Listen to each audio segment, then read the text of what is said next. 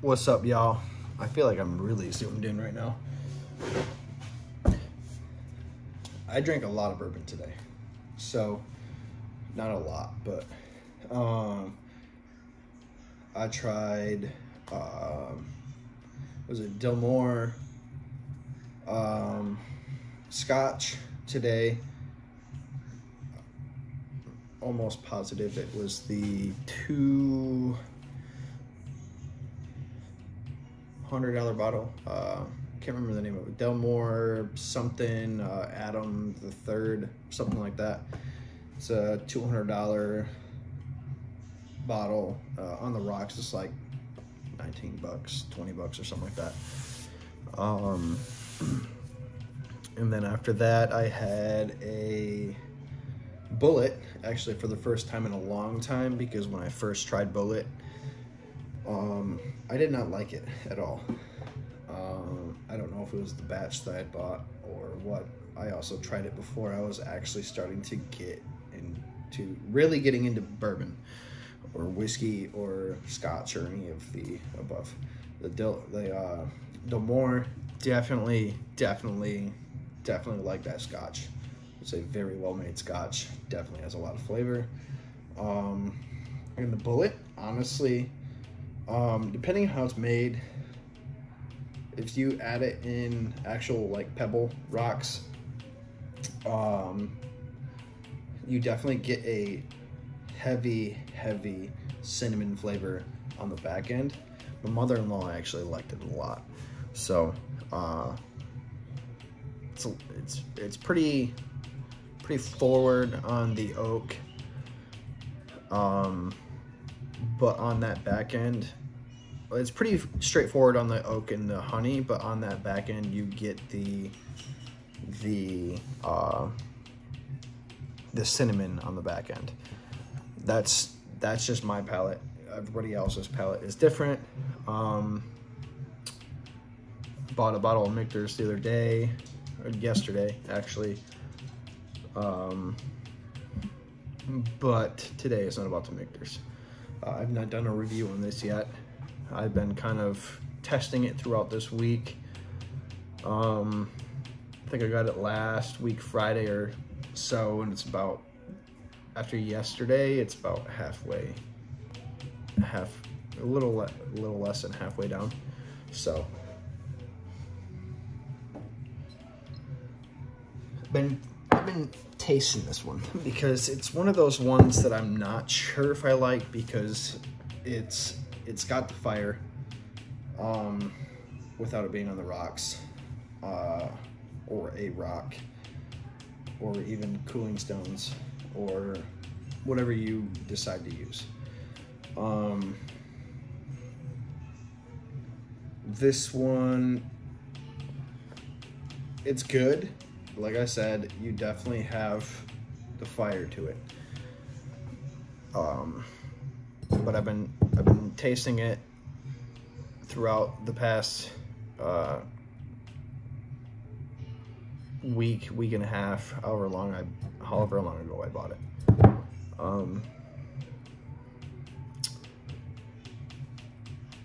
It was like 22 bucks MSRP, but it is Rebel 100 Kentucky straight bourbon whiskey. So I'm pretty sure that this one came out after Rebel Yell 100. This one's supposed to be pretty much this company's competitor to Rebel Yell. Supposedly this one is supposed to be the up factor of Rebel Yell, which it is very good. It is a very good and well put together bourbon. I would probably pay more for it if it was more. This bourbon is, I think, like I said, I think I bought it for like 22, 21 bucks or something like that. It definitely has that $50 mark for this bourbon. The Rebel Yell is actually one of their higher priced bourbons at like $35-40, I believe. Haven't looked too much into it. Haven't been able to find it very much, but $22. I decided to try it for the bottom shelf series. So let's give it a nice little pour. I do know that a lot of the folks on TikTok right now are giving that little cork pop. So figure I'd give it to y'all. I think my kid's angry. Wife's out there with them. We'll give it a little pour since I have been taste testing bourbons today. You definitely get a nice ring on the glass.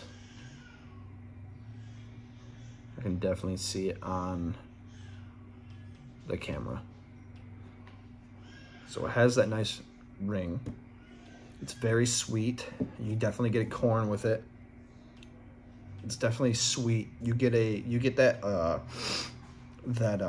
moonshine corn mash to it. That white lightning kind of smell. But it's not hot to the nose. The sweetness on the nose definitely brings it down, but there's definitely a burn there. But that sweetness of like the fruity honey definitely brings it way down. The nose is phenomenal.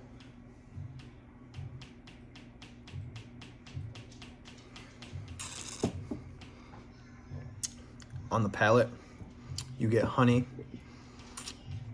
You definitely, I can't tell if it's a rye or a wheat. Definitely, it says it right on the bottle. It's a wheated, so you definitely get that wheat on it. It says right on the bottle, it's definitely a smooth wheated bourbon. So you definitely get that wheat taste.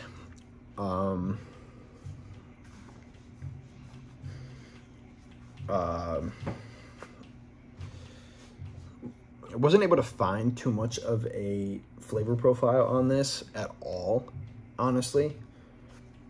There wasn't too many reviews on it, so but on my palate, I definitely get the wheat, definitely get honey.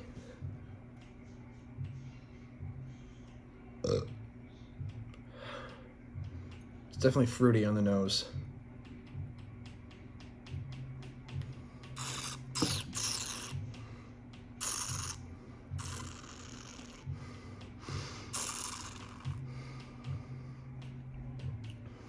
You definitely get that wheat. It's like a honey wheat. You ever taste Cheerios? Like the honey wheat Cheerios. That is what I'm getting from this. I love honey wheat Cheerios.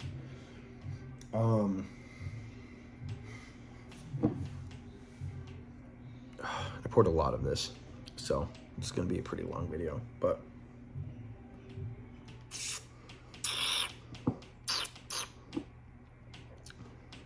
brown sugar, like when I suck in like that, I get that brown sugar taste from it.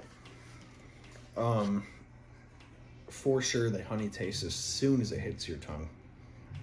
I know honey in any bourbon or whiskey, that honey is very pronounced on my tongue because I'm obsessed with honey. I love honey. I've loved honey since I was a kid. I'll freaking pour honey in my mouth.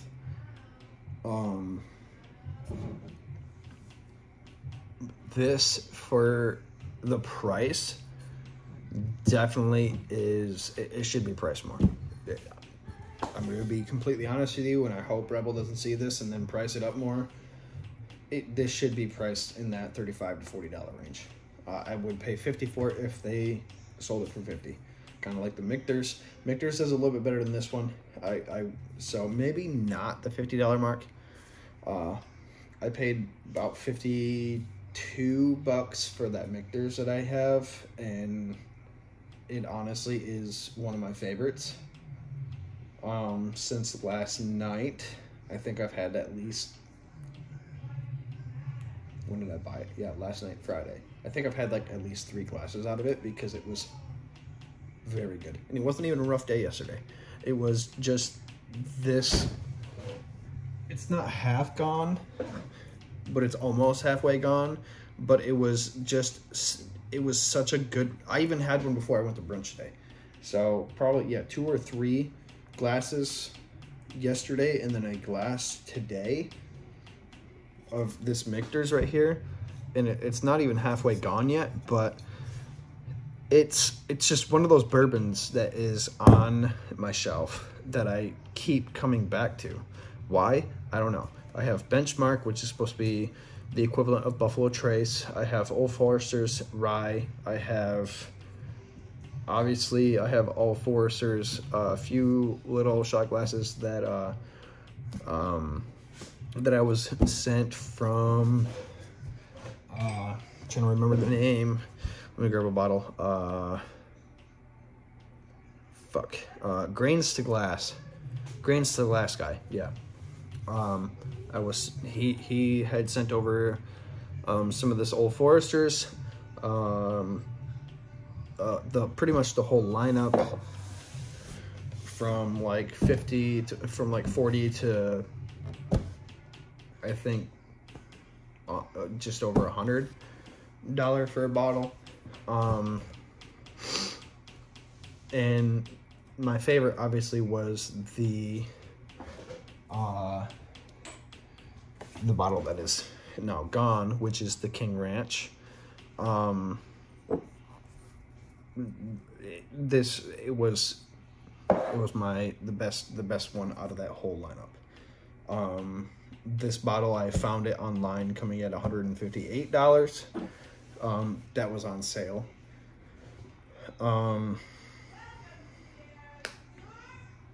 If you see my last video, the video of the shelf, you can see that you can find Old Forester's 1910 and 1920 for like 40 to 50 bucks. I can't remember the exact price.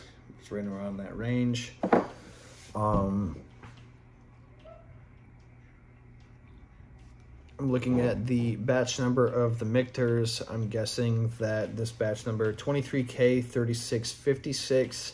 I'm guessing this is a 1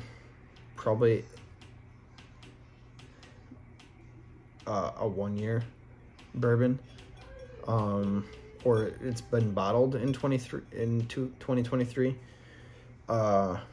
It is a 45.7 at a 91.4 proof. The reason why this bottle is so far gone since yesterday is because I keep coming back to it. Like, I don't want to drink anything else on my shelf. I have this Rebel 100, I have Penelope, I have Benchmark, I have Noble Oak, I have Old Forester, I have beer in the fridge. But I keep coming back to the Michter's, and I definitely want to try the other ones. And they have them at my store. They have 2 others. They have the rye and the whiskey. I bought the bourbon, so they have the rye whiskey, and then they have the bourbon, and then they have the whiskey. I can't remember the name of it, but what I definitely want to try those other 2, and I haven't looked too much into them. I don't know if they have anything more in their lineup or anything like that. Definitely want to try more. Just, you know, kind of taste. Try to be like, okay, what should I really be hunting for? There are a lot of those bourbons that I'm like, there's a lot of hype behind them. Should I try them? Because the hype doesn't mean everything. The hype could be because of this right here. That is one of the reasons why I am doing the bottom shelf series, is because, like, Rebel 100, I never heard of this. I never heard of Rebel. Never even heard of Rebel Yell. Never seen it on the shelf. Nobody really hears about it. Benchmark, I just heard of Benchmark this year. Never knew that it was even a part of Buffalo Trace. Old Foresters, never really even paid attention to Old Foresters. Old Foresters and Michter's, definitely one of those push marks of a lot of bourbon drinkers. Definitely a lot of hype behind them. Benchmark, there's starting to be a lot of hype behind Benchmark, so I definitely got the feeling that the price for Benchmark is going to skyrocket, because Benchmark is easier to find than Buffalo Trace, and it's made by Buffalo Trace, and this one is the 125 proof there, and I bought this for like 22 bucks. Therefore, this is going to be one of those bourbons where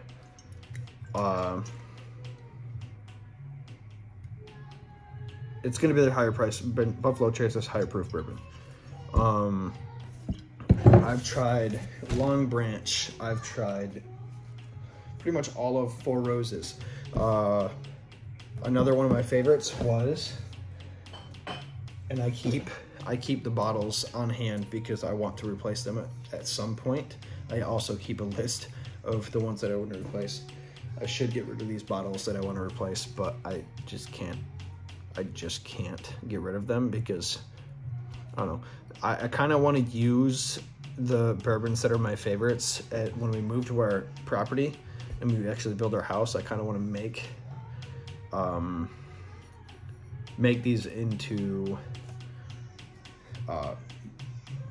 mosquito repellent. I can't remember what the fuck it's called. Yeah, whatever.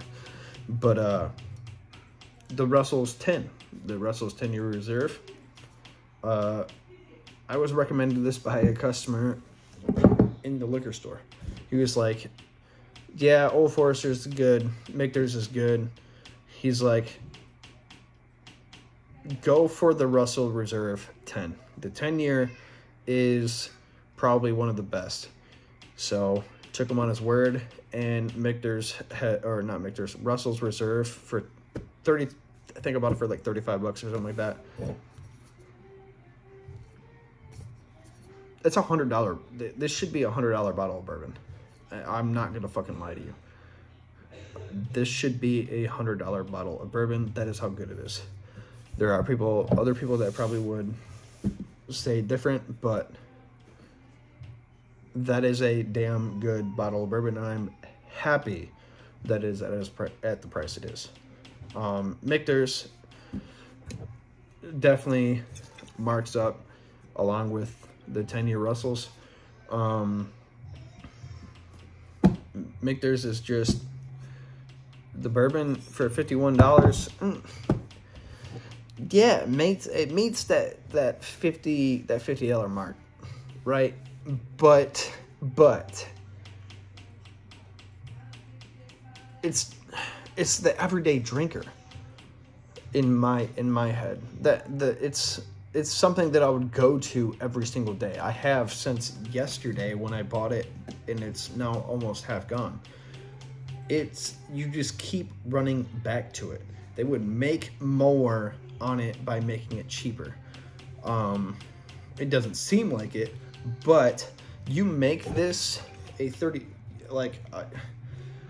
you keep what you do to this bottle, and you can tell, woo, you tell the color of this bottle. And on camera, it looks completely different. It's like a red, really, really dark brown, reddish color compared to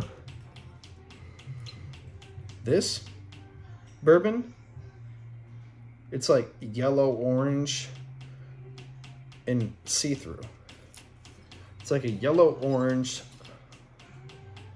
see-through. You can see my hand through it. You look at the Michter's, obviously you can see my hand through it. It's clear. It's clear as day. But it's dark. This bottle is different. But yeah, it's, see if you can see the difference if I hold them up together. Yeah, look at that difference. Like, if they price us lower, they would make more off this than having it they're at the $50 mark.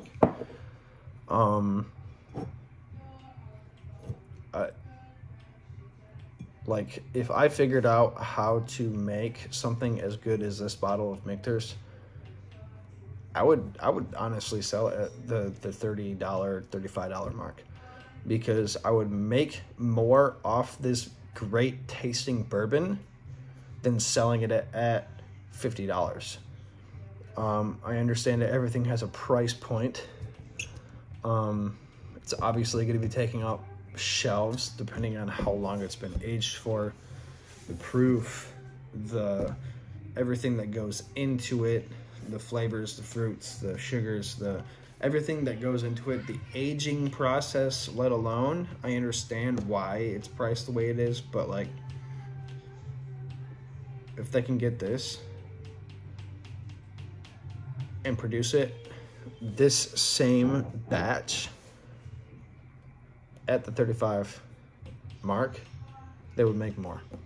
If they just lowered the price of Michter's Kentucky Straight Bourbon down, they would make way more money, because a lot more people would buy it that like drinking bourbon. They'd be like, Michter's, okay, I never had it before, but it's in my price range, so let's scoop it up and give it a try.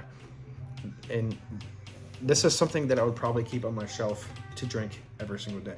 At the price point that it is, and I have other bourbons that I want to try, it's definitely one of those ones that I'll probably, like I had told myself yesterday, I need to go buy myself another bottle of this, because a lot of these bourbons, because my wife and I are trying to build a house right now, and we have 3 kids, a lot of these bourbons I buy with my tip money. I stop and buy a lot of my bourbons with my tip money. When I was in Georgia, the Old Forester, the Penelope, and the Brothers Bond, I bought those with my own paycheck. I didn't buy those with my tip. With my tip, my wife allows me to buy more bourbons when I get tips, because I don't know. The whole girl math thing, it confuses me, because I get tips, the bourbon's technically free. That's her thinking behind it. I didn't have to buy it with my paycheck. I bought it with money that somebody had gave to me that I wasn't ever gonna, I possibly would have never seen anyways. So she doesn't mind me using my tips to buy almost $60 bourbons like Michter's. I say almost $60 because this bottle was $52, almost $53 after tax. So I guess that should be enough on this. Go cop yourself some Rebel 100, and let me know what you think about it. Go get some Rebel 100, not the Rebel Yell. The bottle has to look like this. I'm gonna sit here and hold it because I know some people are like, hold it still enough for everybody to see. I didn't get a nap today. It's made by Lux Row Distilleries. If you see it, just go give it a try, because you won't be disappointed for how cheap this bourbon is. You will not be disappointed. Hello. Really? Yeah, you won't be disappointed. So go get yourself a bottle of this Rebel 100 and let me know what you think about it. This video is obviously going on my YouTube because it's 25 minutes long. So I'm going to post a very, very short and let people know about this video on my Rebel 100, and hopefully they watch it over here on the YouTube channel. So let's get it. Keep pouring up, keep tasting. Cheers.